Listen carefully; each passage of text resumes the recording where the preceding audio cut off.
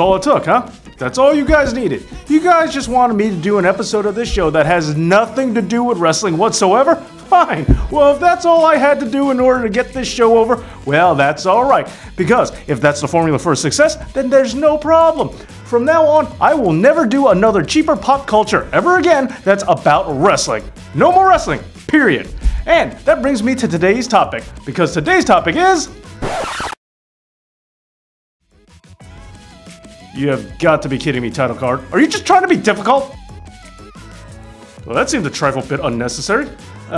Anyway, can you at least narrow that down a bit? You're not exactly making this easy on me, and I was just thinking that maybe... Well, at least that gives me an idea, intentional or not. Either way, here you go. Today's topic will be... What the... So, that's it? You're just not gonna help me out? You're just done for today? Okay, fine. You know what? I don't need you. Today's topic is comic book characters that you... You know what? F*** you. F*** you, title card. In fact, I'm gonna find you, and I'm going to rip your... Over the years, there have been quite a few comic book characters that have donned the wrestling boots. After all, the two genres are not exactly separate from one another. Muscle-bound tight wearers engaging in fictional feuds. Which one am I talking about? You see, that's how close they are. I just described the both of them. But in the comic book world, not only does kayfabe reign supreme, but it also tends to reveal a little something about the comic book character that's doing the wrestling as well. So, why don't we just get into things with...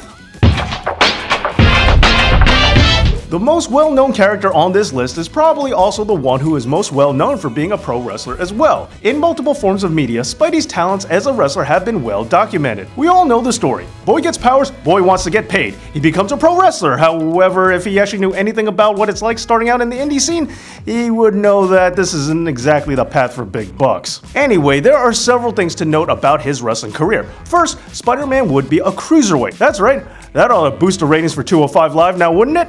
Second, he would be a luchador. That would have gotten Lucha Underground renewed for a new season now, wouldn't it? And lastly, Ed Asner played a wrestling promoter in the 1970s film called The Wrestler, and he also played Uncle Ben in the Spectacular Spider-Man cartoon. So just think about it. Ed Asner is qualified to play the guy who gets robbed by Spider-Man's version of Joe Chill, and can play the guy who gets shot by the exact same crook.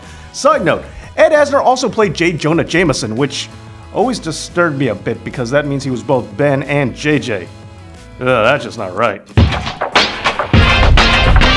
Now somehow, DC has been pushing the idea that this hideousness is just the cause of a rare skin condition, which also causes him to breathe underwater and gives him razor-sharp teeth and a powerful jaw for reasons. Anyway, DC has also tried to backpedal their way out of this by saying that sometimes it's actually a form of reverse evolution, but that really isn't all that much better. Man, I bet they wish they came up with the idea for mutants. At any rate, trying to find work with his condition, Waylon Jones became a circus performer, a sideshow freak, and a crocodile wrestler. But on top of all this, and tying in with his circus roots, Croc has also been given the backstory of being a pro wrestler. Now this does give him a basis for his moveset, and since wrestling is real in this world, pro wrestling moves do work very well for a Batman foe. Especially if you're Bane. Ouch. The thing goes from having the laziest superhero name of all time to having the laziest wrestling name of all time, when he stepped into the squared circle in the 1980s. And unrelated, he also has the laziest secret identity costume of all time. I mean, it's just a trench coat and a hat. Even Superman puts more effort into things than that. And as dumb as that is, the Ninja Turtles still ripped it off for some reason. Anyway, the Thing's wrestling career was part of his solo series where Ben Grimm wrestled for the Unlimited Class Wrestling Federation, a wrestling promotion that dealt with wrestlers who possessed unnatural superhuman abilities, like pre-wellness policy WWE.